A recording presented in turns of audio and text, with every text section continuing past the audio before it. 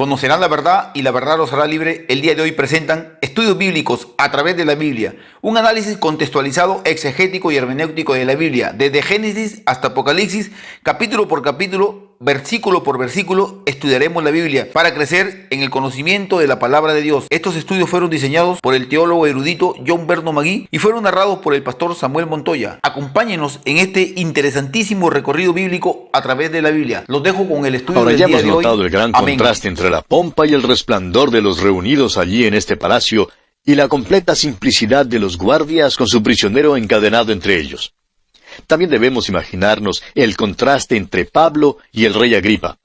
Mientras uno de ellos se viste de púrpura, el otro se viste con la ropa de un presidiario. Uno se sienta en el trono y el otro está en cepos. Uno lleva una corona y el otro lleva cadenas. Agripa era un rey que era esclavo del pecado.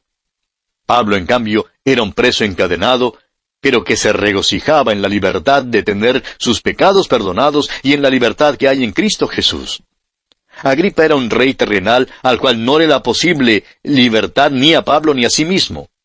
Pablo, por su parte, era embajador de un rey que le había libertado y que podía libertar a Agripa también, no sólo de la condena del pecado, sino del poder esclavizador del pecado.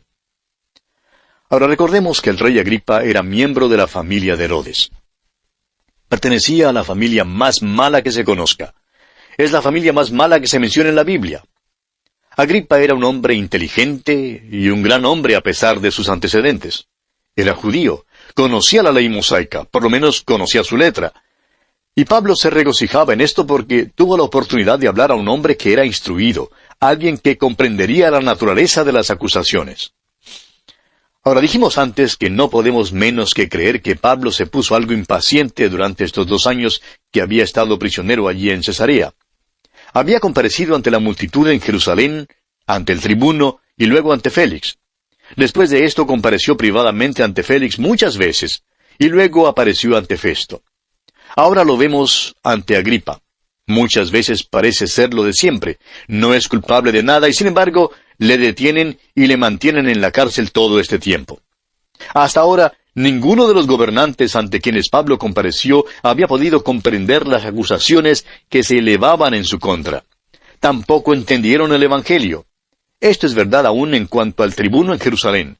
Es asombroso que estos personajes pudieran haber vivido en esa región, siendo expuestos a los cristianos y habiendo escuchado al apóstol Pablo, y todavía no entender el Evangelio. Sin embargo, esa era su triste situación. La súplica de Pablo al rey Agripa para que se convierta a Cristo es magnífica, es lógica y es inteligente. No es pues una defensa, sino más bien una declaración del Evangelio. Y leemos aquí en los versículos 2 y 3 de este capítulo 26 de los Hechos, que dice el apóstol Pablo: «Me tengo por dichoso, oh rey Agripa, de que haya de defenderme hoy delante de ti de todas las cosas de que soy acusado por los judíos. Mayormente porque tú conoces todas las costumbres y cuestiones que hay entre los judíos, por lo cual te ruego que me oigas con paciencia». Pablo por fin le habla a un hombre que entiende lo que él está diciendo. Agripa era un hombre inteligente. Conocía la ley mosaica, como hemos dicho, y las costumbres judías. Pablo en verdad se regocija de tener esta oportunidad de hablar a un hombre tan instruido, el cual le entenderá. Es que Pablo también era un judío que había sido instruido en la ley mosaica, pero Pablo además se había encontrado con Cristo. Ahora la ley tiene un sentido nuevo para él. Una nueva luz inundaba el alma de Pablo. Ahora ve que Cristo es el fin de la ley para justicia. Ahora sabe que Dios ha suplido lo que él mismo había exigido. Él sabe que Dios es bueno y que por medio de Cristo Dios es bondadoso. Y Pablo quiere que el rey Agripa conozca todo eso también. Hay una pasión consumada que llena el alma del apóstol Pablo al hablarle. Y aquí una vez más creemos que esta es su obra maestra. Es verdad que el mensaje de Pablo en el Areópago en Atenas fue algo sobresaliente, pero no creemos que pueda compararse con este mensaje aquí. Creemos que había centenares reunidos en aquella corte para escuchar este mensaje. Sin embargo, creemos también que Pablo se dirigió hacia un solo hombre, y ese hombre era el rey Agripa. Pablo trató de ganar a este hombre para Cristo. Ahora Pablo comenzó con una introducción muy cortés, diciéndole a Agripa cuánto se regocijaba de tener esta oportunidad. Luego Siguió dando al rey Agripa una reseña de su juventud y de sus antecedentes. Después le contó acerca de su conversión. Hizo todo esto en un gran esfuerzo por alcanzar a este hombre para el Señor Jesucristo. Bien, amigo oyente, lamentablemente tenemos que detenernos aquí por hoy porque nuestro tiempo ha culminado por el día de hoy. En nuestro próximo programa pensamos hacer algo que nunca antes hemos hecho. Creemos que este testimonio es tan excelente que vamos a leerlo todo de una vez, aunque es algo largo, pero en verdad habla por sí mismo. Este es un mensaje que vale la pena escuchar. Y luego volveremos para hacer algunos comentarios. De modo que le invitamos a sintonizarnos. Hasta nuestro próximo programa, pues, amigo oyente, que la presencia del Señor sea en su vida su fiel compañía.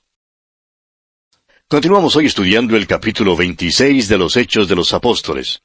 Y en nuestro programa anterior dejamos al apóstol Pablo en el salón del trono frente a Festo el gobernador y al rey Agripa y su esposa Berenice.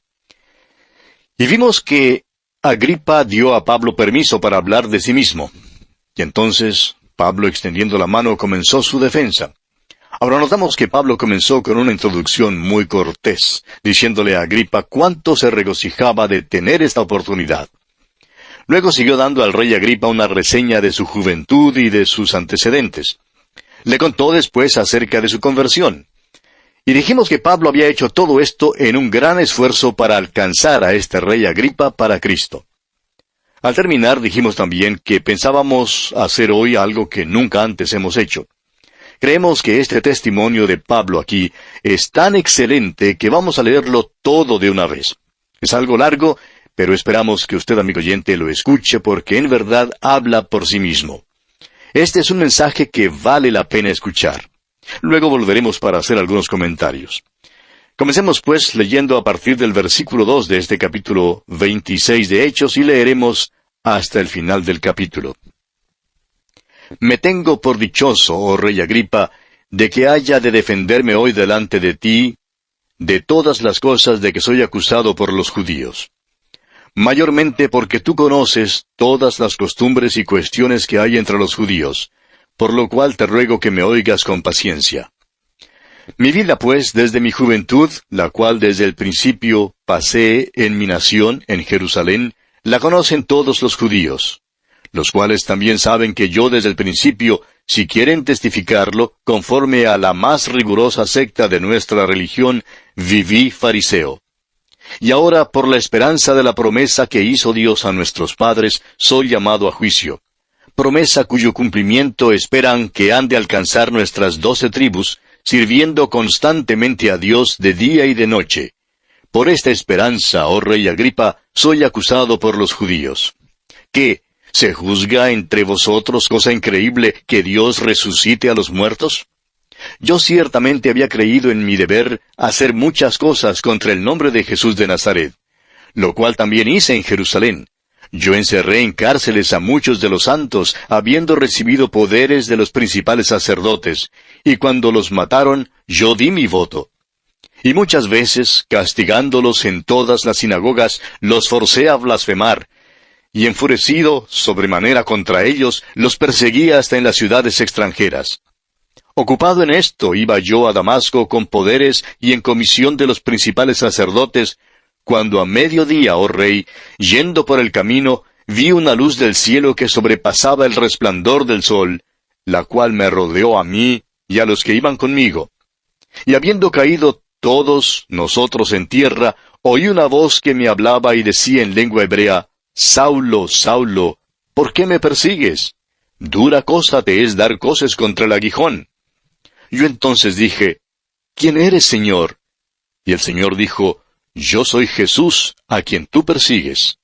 Pero levántate y ponte sobre tus pies, porque para esto he aparecido a ti, para ponerte por ministro y testigo de las cosas que has visto, y de aquellas en que me apareceré a ti, librándote de tu pueblo y de los gentiles a quienes ahora te envío, para que abra sus ojos, para que se conviertan de las tinieblas a la luz, y de la potestad de Satanás a Dios, para que reciban por la fe que es en mí, perdón de pecados y herencia entre los santificados.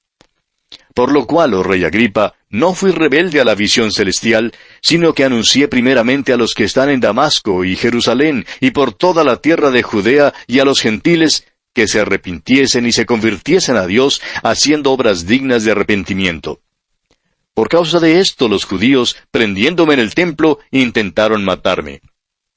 Pero habiendo obtenido auxilio de Dios, persevero hasta el día de hoy, dando testimonio a pequeños y a grandes, no diciendo nada fuera de las cosas que los profetas y Moisés dijeron que habían de suceder, que el Cristo había de padecer y ser el primero de la resurrección de los muertos, para anunciar luz al pueblo y a los gentiles. Diciendo él estas cosas en su defensa, Festo a gran voz dijo: «¡Estás loco, Pablo! Las muchas letras te vuelven loco». Mas él dijo: «No estoy loco, excelentísimo Festo, sino que hablo palabras de verdad y de cordura. Pues el rey sabe estas cosas, delante de quien también hablo con toda confianza. Porque no pienso que ignora nada de esto, pues no se ha hecho esto en algún rincón. ¿Crees, oh rey Agripa, a los profetas? Yo sé que crees». Entonces Agripa dijo a Pablo: «Por poco me persuades a ser cristiano». Y Pablo dijo: «Quisiera Dios que por poco o por mucho, no solamente tú, sino también todos los que hoy me oyen, fueseis hechos tales cual yo soy, excepto estas cadenas». Cuando había dicho estas cosas, se levantó el rey, y el gobernador, y Berenice, y los que se habían sentado con ellos, y cuando se retiraron aparte, hablaban entre sí diciendo: «Ninguna cosa digna ni de muerte ni de prisión ha hecho este hombre». Y Agripa dijo a Festo: «¿Podía este hombre ser puesto en libertad si no hubiere apelado a César?». Bien, hemos leído toda esta porción así, amigo oyente, porque creemos que presenta un impacto único. En verdad es demasiado maravillosa como para interrumpirla con algún comentario de nuestra parte. Ahora, notará usted que este discurso principia con una referencia a la juventud del apóstol Pablo, allá en el versículo 4, donde él dice: «Mi vida desde mi juventud». Luego llega casi enseguida al tema de la resurrección de Jesucristo. Es que lo más importante de todo, amigo oyente, es la resurrección. Si usted quita toda mención de la resurrección de los mensajes de los apóstoles, estos perderían su significado. Y entonces no habría tampoco ningún mensaje del Evangelio, y no habría ningún apóstol. No se puede explicar a Pablo ni a los otros apóstoles sin la resurrección. Se le quita todo significado y poder al Evangelio si se trata de eliminar la resurrección de Cristo. Es por eso que tantas iglesias hoy en día están tan imposibilitadas ante el mundo, porque no toman en serio el hecho central del cristianismo, que Cristo resucitó. La iglesia, amigo oyente, fue creada con un solo propósito: el de declarar el Evangelio. Y es hora que nos demos cuenta que la iglesia ha sido llamada para esto. Pero parece que la iglesia trata de hacer todo menos esto. Dios bendecirá a la iglesia, y de eso estamos seguros, si solo volviera a declarar la palabra de Dios. Claro que todavía habrá problemas. Nunca escapamos de los problemas. Aún Pablo tuvo sus problemas, ¿verdad? Pero proclamó fielmente la palabra de Dios, y por esto hasta tuvo la oportunidad de testificar ante reyes. La muerte de Cristo y la cruz de Cristo de por sí constituirían una tragedia. Si no hubiera habido la resurrección, siempre estaríamos en duda en cuanto a la bondad de Dios. El evangelio que Pablo predicó fue el de la cruz, interpretada a la luz y al poder de la resurrección. Nunca predicó la cruz aparte de la resurrección. Dice él mismo, escribiendo en su carta a los Romanos, capítulo 4, versículo 25, «El cual, es decir, Jesucristo, fue entregado por nuestras transgresiones y resucitado para nuestra justificación». Pablo escribió también a los Corintios, allá en su primera carta a los Corintios, capítulo 2, versículo 2, diciendo: «Pues me propuse no saber entre vosotros cosa alguna, sino a Jesucristo y a este crucificado». Más tarde, en esta misma epístola, explica lo que es el Evangelio. Y dice allá en esa primera carta a los Corintios, capítulo 15, versículo 6, que el Evangelio es que Cristo murió por nuestros pecados conforme a las Escrituras, y que fue sepultado, y que resucitó al tercer día conforme a las Escrituras, y luego que apareció a muchísimos. Ahora, siguiendo nuestro estudio de este mensaje de Pablo ante el rey Agripa, vemos que Pablo da una explicación de su previa conducta, la cual era el resultado natural de sus antecedentes. Cuenta cómo vivía como fariseo. Y admite en el versículo 9 diciendo, yo ciertamente había creído mi deber hacer muchas cosas contra el nombre de Jesús de Nazaret. Amigo oyente, no creemos que el Señor Jesús jamás haya tenido otro enemigo tan amargo y tan brutal como Saulo de Tarso. Él tenía un odio crónico y agudo contra Jesucristo y el Evangelio. Pensaba que era su deber hacer muchas cosas contra el Señor Jesús. Sus antecedentes y toda su educación le condujeron a pensar de esa manera. No solamente pensaba que debía hacer tales cosas, sino que las hacía. Y cuenta cómo acosaba a la iglesia en Jerusalén. Cuenta que encerró en cárceles a muchos de los santos. Y creemos que fue precisamente por esto que le fue posible a Pablo soportar la cárcel por 2 años. Le fue posible sufrir tal abuso de parte de los líderes religiosos, porque antes él también había sido uno de ellos. Y sabía exactamente cómo se sentían ellos, pues él también había perseguido a los creyentes aún hasta las ciudades extranjeras. Luego, Pablo cuenta de aquella experiencia que tuvo en el camino hacia Damasco. Cuenta acerca de su visión y de su conversión. Cuenta cómo el Señor Jesucristo lo detuvo en el camino a Damasco y le hizo caer en tierra, y cómo por fin logró que él se diera cuenta de la verdad de que estaba caminando en contra de la voluntad de Dios. Más tarde Pablo escribiría a los filipenses allá en el capítulo 3 de aquella carta, versículos 7 y 8, diciendo, «Pero cuantas cosas eran para mí ganancia, las he estimado como pérdida por amor de Cristo. Y ciertamente aún estimo todas las cosas como pérdida por la excelencia del conocimiento de Cristo Jesús, mi Señor, por amor del cual lo he perdido todo y lo tengo por basura para ganar a Cristo». Una revolución en verdad tuvo lugar en la vida de Pablo en el camino a Damasco. Hasta entonces él había confiado en la religión y era religioso, muy religioso. Pero cuando se encontró con Jesús, se libró de todo eso. Las cosas que eran para él ganancia, ahora las estima como pérdida. Había aborrecido a Jesucristo más que todas las cosas, pero ahora Cristo es para Pablo lo más maravilloso en toda su vida. Y les describe aquí a estos personajes la realidad de la visión que había tenido. Luego les cuenta que el Señor había prometido librarlo del pueblo y de los gentiles a los cuales él sería enviado. Y ese fue un golpe eficaz.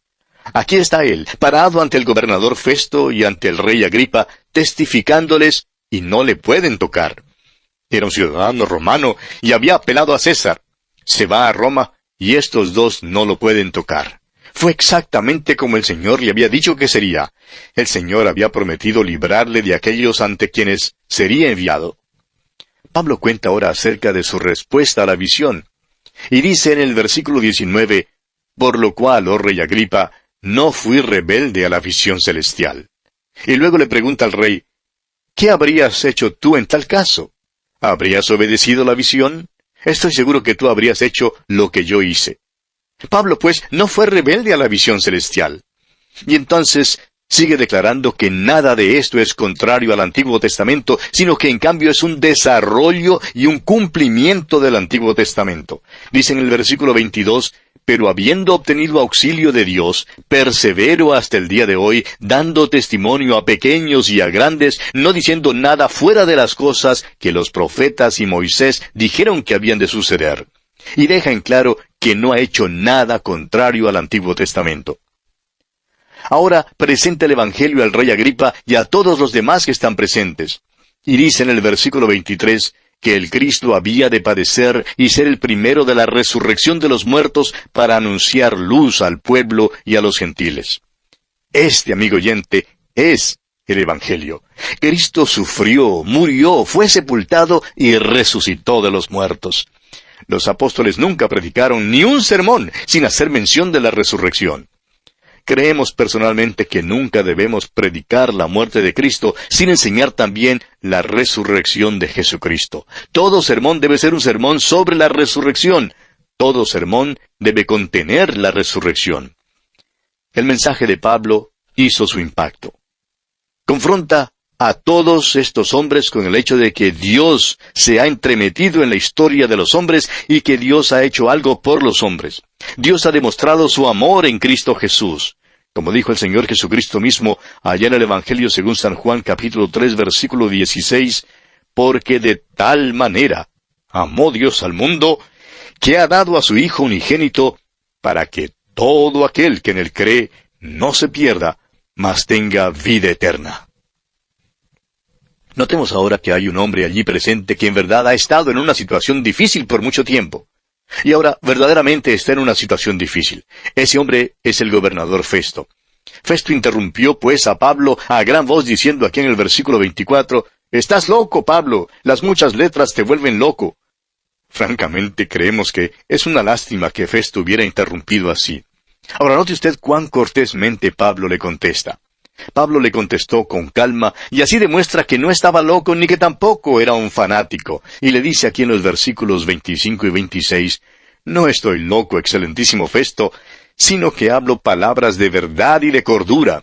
Pues el rey sabe estas cosas, delante de quien también hablo con toda confianza, porque no pienso que ignora nada de esto, pues no se ha hecho esto en algún rincón». Pablo sostiene que no está loco, sino que habla palabras de verdad y de cordura. Amigo oyente, hoy en día hay muchos que tratan de testificar, especialmente predicadores, y más específicamente aquellos de teología liberal, quienes tienen miedo de no ser considerados intelectuales. Tienen tanto miedo de que alguien pueda creer que son fanáticos que no declaran las grandes verdades del Evangelio. Y permítanos decir, amigo oyente, que debemos estar dispuestos a ser considerados como locos. Ahora, no queremos decir con esto que debamos portarnos como locos. Debemos portarnos como cuerdos, así como se portaba Pablo. Ahora, habiendo contestado pues al gobernador Festo, Pablo se vuelve nuevamente al rey Agripa y le dice aquí en el versículo 27, «¿Crees, oh rey Agripa, a los profetas? Yo sé que crees».